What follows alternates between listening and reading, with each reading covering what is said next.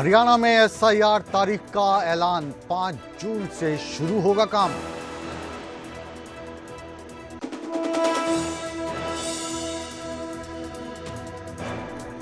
पंचकुला में भारतीय जनता पार्टी के मेयर और पार्षदों का सम्मान। मुख्यमंत्री नायब सिंह सैनी का बयान, कहा विपक्ष के झूठ फैलाना हुआ नाकाम। प्रधानमंत्री मोदी की अपील का हरियाणा से लेकर हिमाचल तक असर, मंत्रियों ने साइकिल से किया सफर। नायब सिंह सैनी ने घटाया अपना काफिला। कुरुक्षेत्र में महाराष्ट्र और गुजरात के राज्यपाल ने की साइकिल से यात्रा, रेलवे स्टेशन तक गुरुकुल तक पहुंचे साइकिल पर। हरियाणा सरकार ने सफाई कर्मचारियों को मनाया, अब होगा गंदगी का सफाया। हरियाणा में 10वीं की बोर्ड परीक्षा के परिणाम जारी, लड़कियां इस बार फिर लड़कों पर पड़ी भारी। हेडलाइंस के प्रायोजक पतंजलि गाय का घी, मां का भरोसा, प्यार से परोसा।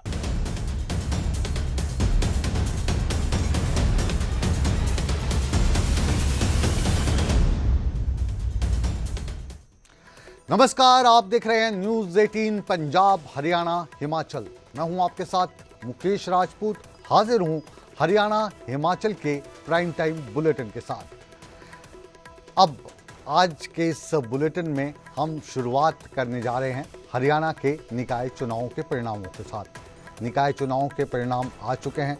भारतीय जनता पार्टी ने इसमें बम्पर जीत हासिल की है।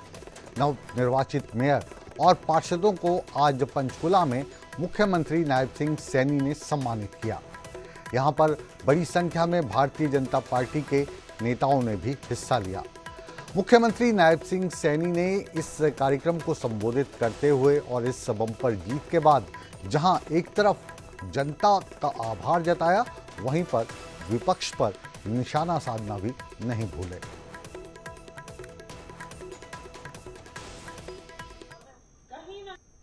और हरियाणा की जनता का मैं दोनों हाथ जोड़ करके, शीश नवा करके मैं उनको प्रणाम करता हूं कि उनके आशीर्वाद से उन्होंने एक तरफा जो बहुमत दिया है, वोट किया है।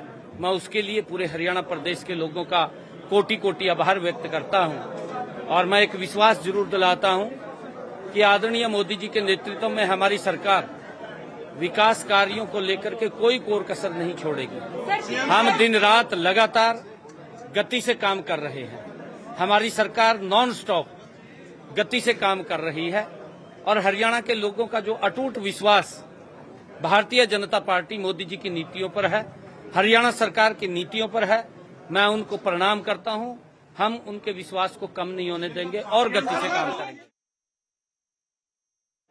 नहीं, देखिए, मोदी जी के नेतृत्व में भारतीय जनता पार्टी लगातार काम कर रही है और कांग्रेस लगातार झूठ फैलाने का काम कर रही है, लोगों के अंदर भ्रम फैलाने का काम कर रही है। आज कांग्रेस को उसके झूठ का, चाहे उन्होंने लोकसभा के अंदर फैलाया भी मोदी जी आ गए तो संविधान को खतरा हो जाएगा, कभी ये लोकतंत्र को खतरा बताते हैं, कभी ईवीएम के अंदर गड़बड़ बताते हैं, कभी ये वोट चोरी का आरोप लगाते हैं। और जब अभी राहुल बाबा हरियाणा के अंदर आए, कहने लगे ये तो घुसपैठियों की सरकार है। इस प्रकार का ट्वीट दुर्भाग्यपूर्ण है, ये लोकतंत्र का अपमान है। मुख्यमंत्री नायब सिंह सैनी को इस वक्त आपने भारतीय जनता पार्टी की स्थानीय निकायों में हुई चुनाव पर जश्न मनाते सुना, विपक्ष पर निशाना साधते हुए सुना। अब बात हरियाणा हिमाचल प्राइम बुलेटिन में हम प्रधानमंत्री नरेंद्र मोदी की उस अपील की करेंगे जिसमें उन्होंने पेट्रोल और डीजल की खपत को कम करने के लिए कहा था। प्रधानमंत्री की इस अपील के बाद हरियाणा के मुख्यमंत्री नायब सिंह सैनी ने अपना काफिला आधा कर दिया है। सीएम अब महज 4 गाड़ियों के काफिले में चला करेंगे। कैबिनेट मंत्री अरविंद शर्मा गाड़ी की बजाय आज साइकिल पर पंचकुला के सम्मान समारोह में पहुंचे। इसके अलावा गुजरात के मुख्यमंत्री, जिनका ताल्लुक हरियाणा से ही है, वो भी आज रेलवे स्टेशन से लेकर गुरुकुल तक अपनी साइकिल पर दिखाई दिए। ये 3 तस्वीरें हम आपको दिखा रहे हैं और ये 3 तस्वीरें बताती हैं कि आम हो या खास, प्रधानमंत्री नरेंद्र मोदी की जो अपील है उसका असर अब आम और खास के साथ साथ जो सड़क पर आम आदमी है उस पर भी दिखने लगा है। इन 3 तस्वीरों में नायब सैनी का काफिला, महज 4 गाड़ियां, अरविंद शर्मा कैबिनेट मंत्री साइकिल से पंचकुला के सम्मान समारोह में पहुंचते हुए और गुजरात के महाराष्ट्र के राज्यपाल आचार्य देवव्रत रेलवे स्टेशन से गुरुकुल तक साइकिल पर पहुंचे।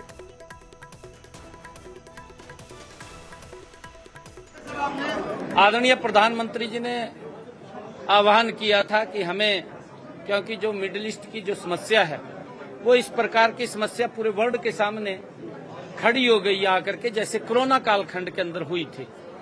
हमें अपने आप अपने घर के अंदर अपना बचाव करना चाहिए, अन्यथा बिना किसी काम के गाड़ी हम बाहर लेकर के न जाएं।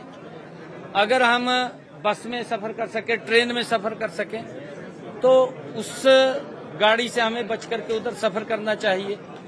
कम से कम वाहन का हम उपयोग करें, कम से कम चीजें हम, जो प्रधानमंत्री जी ने कहा, हमने कल उसके ऊपर पूरा का पूरा अधिकारियों के साथ बैठ करके एक SOP जारी किया है, जिससे कि आदरणीय प्रधानमंत्री जी ने कहा उसके अंदर हम आगे बढ़ सके, और उसी को लेकर के हमने आज काफिला कम किया।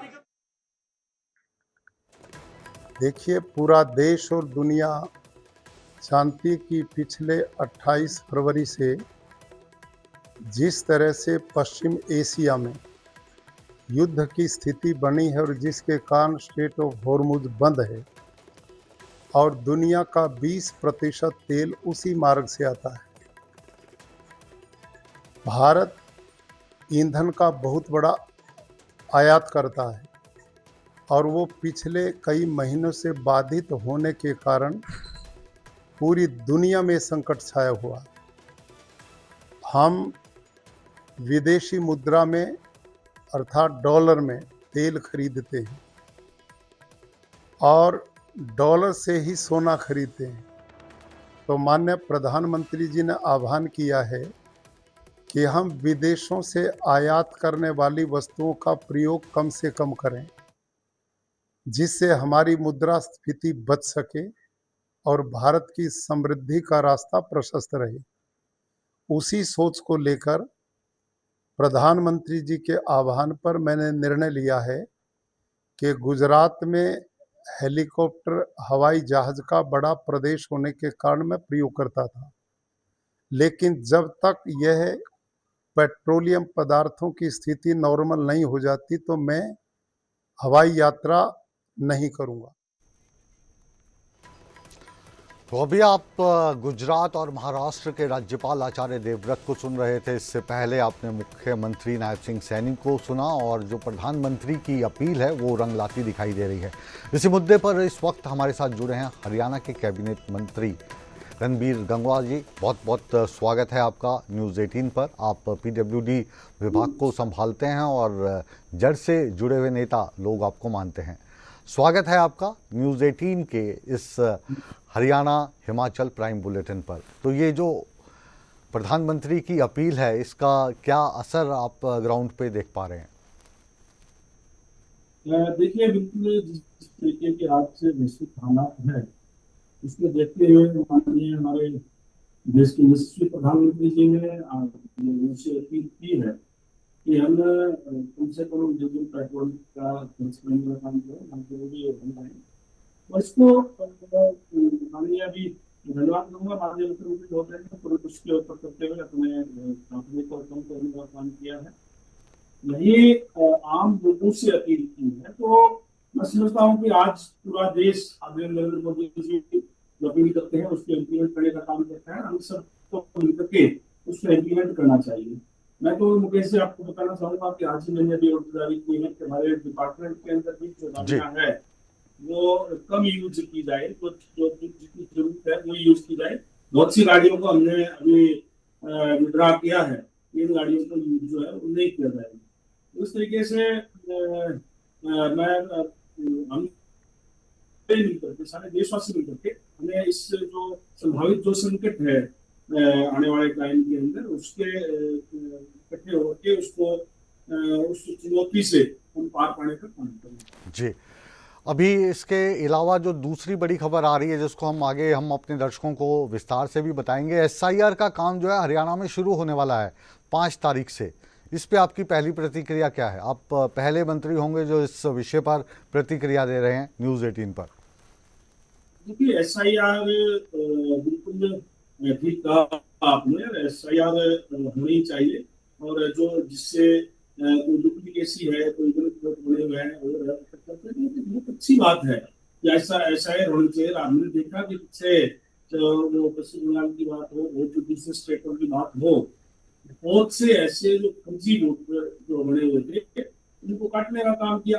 और हरियाणा के अंदर भी जो एसआईआर होना चाहिए, ये कोई पहली बात नहीं हो रहा, पहले भी होता रहा है।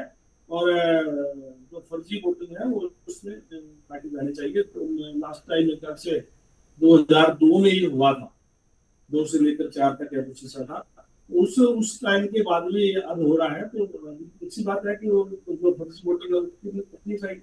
जी, गंगवा साहब आपसे हम और लंबी बात करते हैं, लेकिन थोड़ा ऑडियो और विजुअल्स में नेटवर्क की वजह से थोड़ी दिक्कत आ रही है। लेकिन आपकी और हमारी जो लंबी मुलाकात और बात जो है वो अभी पेंडिंग रखते हैं। बहरहाल आज आप कीमती समय में से समय निकालकर हमारे साथ जुड़े, आपका तहे दिल से बहुत बहुत शुक्रिया।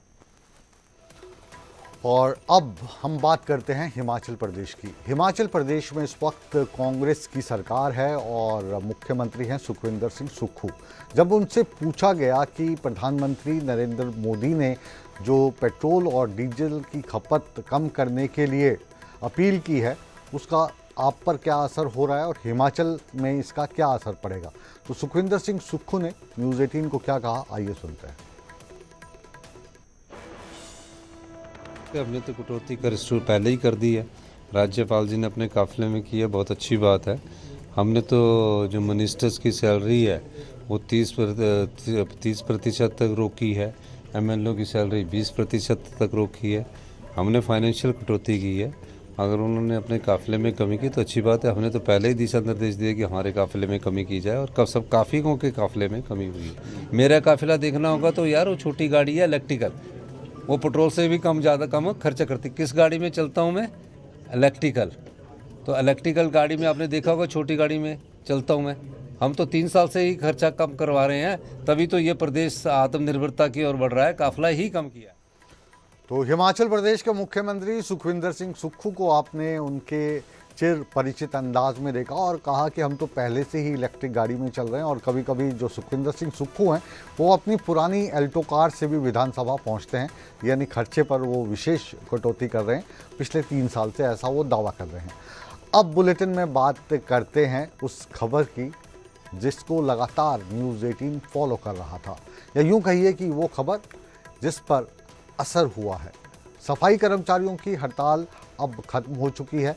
इस हड़ताल को लेकर कर्मचारियों की आवाज़ लगातार हम न्यूज़ 18 के इस बड़े मंच से उठा रहे थे। कर्मचारियों की जो बैठक है वो 6 घंटे तक हुई और 12 से ज़्यादा जो कर्मचारियों की मांगें थी वो मान ली गई हैं।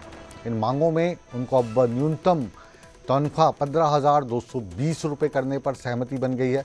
इसके अलावा जो ईएसआई और पीएफ के लाभ हैं वो भी सफाई कर्मचारियों को मिलेंगे। कर्मचारियों की मौत पर पीड़ित परिवारों को दी जाने वाली जो राशि 3 लाख है उसको बढ़ाकर अब 5 लाख कर दिया गया है। आश्रितों की 25 साल तक की उम्र सीमा की जो शर्त है वो भी हटेगी और कर्मचारियों को बैंक के जरिए अब वेतन मिलेगा। स्वीपिंग में जो कर्मचारी लगे हैं उनको तेल और साबुन भी मिलेगा। 261 कर्मचारियों को पक्का किया जाएगा और अग्निशमन विभाग के जो कर्मचारी हैं उनको भी सरकार नौकरी देगी। और फरीदाबाद का जो हादसा हुआ था इसमें जिन कर्मचारियों को मौत हो गई थी उन कर्मचारी के आश्रितों को अब 50 लाख रुपए की सरकारी नौकरी देने पर भी सहमति बनी है। 50 लाख रुपए की जो सहायता राशि है वो दी जाएगी और साथ में सरकारी नौकरी भी दी जाएगी। पेरोल पर जो कर्मचारी लगे हैं ये 1250 के करीब हैं, इनको पक्का किया जाएगा। आयु सीमा की जो सीट है इस पर भी कुछ छूट मिल सकती है। तो इन शर्तों को मानने के बाद अब जो सफाई की जो चीज़ें थी वो एकदम क्लियर हो गई हैं। और अनिल राठी इस वक्त हमारे साथ जुड़े हैं फरीदाबाद से। तो राठी साहब, आप जो खबर लगातार दिखा रहे थे, न्यूज़ 18 पे बता रहे थे, तो आज हम आपको बधाई देते हैं कि आपकी और जो हमारे तमाम साथी हरियाणा के हैं उनकी खबर का असर हुआ है और कर्मचारियों को राहत मिली है और आपको, आम आदमी को अब गंदगी से भी राहत मिलेगी। बिल्कुल मुकेश जी, देखिए इस मीटिंग के दौर के बाद जो है वो कहीं ना कहीं जो सफाई कर्मी हैं उन लोगों की तरफ से और सफाई कर्मी के जो प्रधान है उनकी तरफ से बाकायदा मीडिया का भी आभार व्यक्त किया गया है, क्योंकि काफ़ी जो है वो उन लोगों की आवाज़ सरकार तक पहुंचाने का काम जो है वो मीडिया के माध्यम से हुआ था। तो इसी को लेकर के जिस तरीके से कल इनकी वार्ता हुई है, वार्ता के पश्चात जो है वो तमाम मांगे जो इन लोगों की थी, चाहे फिर वो 13,000 जो ठेका प्रथा के तहत कच्चे कर्मचारी हैं उनको पक्का करने की बात हो, या फिर जो फायर कर्मी कुछ ही दिन पहले जो है वो फरीदाबाद के सेक्टर 25 में 2 फायर कर्मी जो है वो झुलस गए थे, जिसके पश्चात उनकी उपचार के दौरान जो है वो मौत हो गई थी। उन दोनों के परिजनों के आश्रितों को जो है वो 51 लाख रुपए की राशि हो। तो कह सकते हैं कि इस तरीके की जो भी इन लोगों की मांग थी, चाहे फिर वो इक्विपमेंट को लेकर के, चाहे संसाधन को लेकर के, या फिर ठेका प्रथा खत्म करने को लेकर के, उस पर जो है वो इनकी सहमति बन गई है। और आज से ही तमाम जो शहर के लोग पिछले 13 दिनों से जो है वो गंदगी के अंबार से जूझ रहे थे, तमाम चीजों की सुविधाएं सीधे तौर पर उन लोगों को हो रही थी, तो वो अब उनको राहत मिलेगी। और कह सकते हैं कि अब जल्द ही कुछ दिनों में जो है वो शहर की जो सफाई व्यवस्था बिगड़ चुकी थी वो सुचारू रूप से दोबारा से अच्छी हो सकेगी। और बहुत बहुत शुक्रिया राठी साहब, आपने इन कर्मचारियों की आवाज़ उठाई और न्यूज़ 18 के माध्यम से इन कर्मचारियों को राहत मिली और जो लोग गंदगी से जूझ रहे थे पिछले 18 दिनों से, आज वो भी राहत की सांस लेंगे। और यही हमारा उद्देश्य है न्यूज़ 18 का कि आम आदमी की, आम कर्मचारी की खबर हम सरकार के कानों तक पहुँचाएँ। और इसी कड़ी को आगे बढ़ाते हुए हरियाणा की स्वास्थ्य मंत्री आरती राव ने एक बड़ी घोषणा की है। उन्होंने कहा कि गुरुग्राम में जो सिविल अस्पताल है वो अब नहीं है और जगह जगह पर इसके टुकड़े हुए पड़े हैं, कहीं पे एक्सरे होता है, कहीं दवाई लिखी जाती है। लेकिन आरती राव ने कहा है कि आने वाले 6 महीने में एक सिविल अस्पताल 600 बेड्स का होगा और एक ही जगह सारी सुविधाएं मिलेंगी। क्या है ये खबर, इसको हम विस्तार से समझेंगे और रुख करेंगे हमारे संवाददाता गुरुग्राम से इस वक्त हमारे साथ जुड़े हैं धर्मवीर का। जी आरती राव क्या कह रही हैं, पहले इसको सुनते हैं, उसके बाद अपने संवाददाता के पास जाने की कोशिश करते हैं। एक क्लिनिक चलाना चाहते हैं जहां लोग जा सके, अपनी डॉक्टर से मिल सके, अगर कोई बीमारी हो उसकी दवा पा सके, इलाज पा सके। तो ये भी चल रही है। मगर सबसे बड़ी बात हमारे गुड़गांव डिस्ट्रिक्ट के लिए ये है कि हमारा जो सिविल अस्पताल है वो कगार पे है और उसकी फाइल बहुत जल्द पास होने वाली है, ताकि हम उसका शिलान्यास कर सके और उस पे काम बहुत जल्द शुरू हो जाएगा। जी अभी मैंने इनफैक्ट परसों ही बात की है। तो जैसे मैं इसके बाद चंडीगढ़ जाऊंगी, 18 तारीख को कैबिनेट मीटिंग है, तो मैं 17 तारीख को पहुंचूंगी। उसके बाद मैं फिर से बोलूंगी कि ये जो फाइल है वो जल्द से जल्द हम साइन करवा के इस पे काम शुरू करें। हफ्तों में हो जाएगा ये काम? अगले महीने में हो जाएगा। तो आइए अब रुख करते हैं हमारे गुरुग्राम संवाददाता धर्मवीर शर्मा का। धर्मवीर, आज तो गुरुग्राम को आप कहेंगे बड़ी सौगात मिलने वाली है तो गलत नहीं होगा। सिविल अस्पताल कई टुकड़ों में बटा हुआ है, अब कब तक राहत की उम्मीद कर रहे हैं आप? बिल्कुल, देखिए पिछले कई सालों से गुरुग्राम का जो सरकारी अस्पताल है उसे तोड़ दिया गया था, क्योंकि वो जर्जर हालत में था और अनसेफ घोषित कर दिया गया था। उसके बाद से सिविल अस्पताल कई हिस्सों में बटा हुआ है, या फिर यूं कहीं कई सेक्टरों में बटा हुआ है, और लोगों को काफ़ी तकलीफें हो रही थी और लगातार ये मांग चल रही थी कि जल्द से जल्द इस अस्पताल का जो एक तरह से हम कह सकते हैं निर्माण कार्य जो है वो शुरू हो। तो आज स्वास्थ्य मंत्री जो आरती राव हैं वो गुरुग्राम विधायक के घर पहुंची थी, एक जनसभा को संबोधित किया और वहां पर उन्होंने दावा किया है कि अगले 1 महीने में इसका काम शुरू कर दिया जाएगा। शुरुआती दौर में 400 बेड का ये अस्पताल रहेगा और उसके बाद 200 बेड और जोड़ दिए जाएंगे, यानी कि कुल 600 बेड का ये अस्पताल बनने वाला है और हाईटेक अस्पताल बनाया जाएगा, ये दावा किया गया है। इसके साथ ही आरती राव ने यह भी कहा कि गुरुग्राम के अलग अलग जो वार्ड हैं उन वार्डों में 30 अर्बन एक तरह से जो ओस डाले हैं वो बनाए जाएंगे, उनको नाम दिया गया अर्बन औषधि मंदिर नाम दिया गया है, वो शुरू किए जाएंगे ताकि हर वार्ड तक लोगों के पास इलाज जो है सरकारी इलाज और मुफ्त और सस्ते उसके ऊपर मिल सकेगा, ये दावा किया गया है। जी, बहुत बहुत शुक्रिया इस तमाम जानकारी के ऊपर। और इस अस्पताल को लेकर जो भी अपडेट हो, आम आदमी से जुड़ा कोई भी अपडेट हो, आप लगातार न्यूज़ 18 नेटवर्क पर देते रहिए। बहरहाल बहुत बहुत शुक्रिया इस खबर के लिए। और अब बुलेटिन में बात करेंगे हरियाणा के 10वीं के बोर्ड की परीक्षाओं के परिणाम की। हरियाणा शिक्षा बोर्ड ने 10वीं के जो परीक्षा परिणाम हैं उनको घोषित कर दिया है और एक बार फिर इन परिणामों में भी लड़कियां लड़कों पर भारी पड़ी हैं। पूरे प्रदेश में 51.64% लड़कियों ने परीक्षा पास की और 87.69% लड़के पास हुए। अगर पूरे परीक्षा परिणाम की बात करें तो प्रदेश में 2,76,640 छात्र छात्राओं ने परीक्षा दी थी। इनमें से 2,47,860 बच्चे पास हुए हैं। प्रतिशत के हिसाब से देखें तो प्रदेश भर में ये जो परिणाम आए हैं ये 79.60% बच्चे पास हुए हैं। हालांकि अगर परसेंटेज की बात करें तो पिछले के मुकाबले इस साल ये 3% कम रही है। 10वीं की परीक्षा परिणाम 92.49% रहा है। जो 2024 का आंकड़ा था वो 95.22% था। 2023 में ये आंकड़ा महज 65.43% का रहा है। इस लिहाज से देखा जाए तो पिछले 3 साल में हरियाणा में 10वीं की परीक्षा के परिणाम लगातार खराब होता जा रहा है। 0.25% रही है और शहरी क्षेत्र की पास प्रतिशतता जो है वह 87.94% रही है। और इसी प्रकार से यदि हम प्राइवेट और जो सरकारी विद्यालय हैं उनकी पास प्रतिशतता की भी बात करें, प्राइवेट विद्यालयों की पास प्रतिशतता जो है वह 92.45% रही है और जो सरकारी विद्यालय हैं उनकी पास प्रतिशतता जो है वह 87.23% रही है।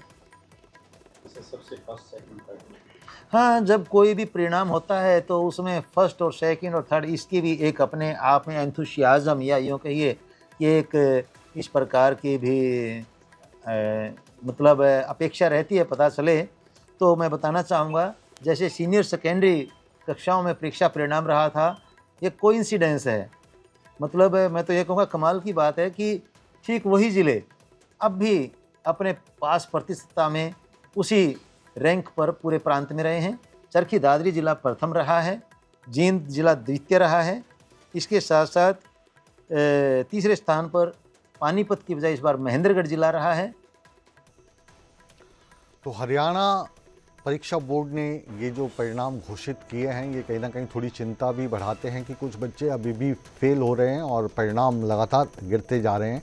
आजकल जो कंपटीशन का दौर चल रहा है उसमें बच्चे 99%, 100% लेकर पास हो रहे हैं, तो ये एक चिंता का विषय है। अब बुलेटिन में हम बात करने जा रहे हैं मौसम की। हरियाणा और हिमाचल में मौसम लगातार बदल रहा है। हरियाणा में कई जगहों पर पारा चढ़ रहा है तो वहीं पर हिमाचल में बारिश होकर मौसम में ठंडक लौट रही है। मई का महीना जैसे जैसे बीतता जा रहा है और ऐसे में अब मैदानी क्षेत्रों में गर्मी भी लगातार बढ़ती जा रही है और ऐसे में लोगों का घरों से बाहर निकलना भी मुश्किल होता जा रहा है। और ऐसे में अब मैदानी क्षेत्रों से सैलानियों जो है वो पहाड़ों का रुख करना शुरू कर दिया है, जिसके चलते इन दिनों हिमाचल प्रदेश के विभिन्न पर्यटन स्थल यहाँ पर सैलानियों से गुलजार होने लगे हैं। अगर मैं बात करूं पर्यटन नगरी मनाली की, तो मनाली में भी यहाँ पर जो है अब सैलानी यहाँ का रुख जो है कर रहे हैं। हालांकि यहाँ का जो मौसम है वो काफी सुहावना बना हुआ है। मैं इसमें तस्वीरें आपको दिखाऊंगा, आप देखते हैं कितना सुहावना यहाँ पर जो मौसम है, हल्की धूप यहाँ पर खिली हुई और नीला आसमान यहाँ पर जो है नजर आ रहा है। और ऐसे में सैलानी भी यहाँ पर जो है इस सुहावने मौसम का लुत्फ लेने के लिए और गर्मी से बचने के लिए यहाँ का जो है रुख कर रहे हैं। हालांकि अब प्रशासन द्वारा जो है जिला लाहौल स्पीति का जो श्रृंखला पास है उसको यहाँ पर जो खोल दिया गया और इसके साथ जल्द ही जो विश्व विख्यात रोहतांग है वो भी यहाँ पर जो है सैलानियों के लिए बहाल होने वाला है। तो मनाली से ये सचिन की आप रिपोर्ट देख रहे थे। बादल जो है वहाँ पर छाए हुए हैं और मौसम जो है सुहावना बना हुआ है। इस वक्त शिमला आपको लाइव लेके चलते हैं। शिमला में कैसा मौसम है इसकी जानकारी देने के लिए रणवीर हमारे साथ जुड़े हैं। रणवीर, मनाली की जो तस्वीरें देखकर यहाँ पर जो हरियाणा के लोग हैं, चंडीगढ़ के लोग हैं, पंजाब के लोग हैं, थोड़ी सी ठंडक महसूस कर रहे हैं। आपको देखकर भी एहसास ये हो रहा है कि गर्मी तो कम से कम शिमला में नहीं पड़ रही है। क्या है ग्राउंड रिपोर्ट? जी हाँ, देखिए, सबसे पहले यहाँ ऐतिहासिक रिज मैदान से तस्वीरें दिखाना चाहेंगे कि कितनी खूबसूरत तस्वीरें यहाँ से निकल कर आ रही हैं। सैलानी आप देख सकते हैं कि किस तरह से यहाँ पर पहुँचे हैं। जहाँ तक मौसम की बात है तो बहुत दिनों बाद शिमला में आज जो है धूप खिली है और अभी जो तापमान है वो 22 से 25 डिग्री के आसपास यहाँ पर चल रहा है। हालांकि मौसम विज्ञान केंद्र की तरफ से ये कहा गया था कि बारिश हो सकती है या तेज़ हवाएं चल सकती हैं, वो शिमला में खासकर देखने को नहीं मिला है। कल शाम को हालांकि बूंदाबांदी हुई है और जैसे ही हल्की बारिश भी यहाँ पर पड़ती है तो मौसम एकदम जो है ठंडा हो जाता है। लेकिन मौसम इस वक्त यहाँ शिमला में बेहद सुहावना बना हुआ है।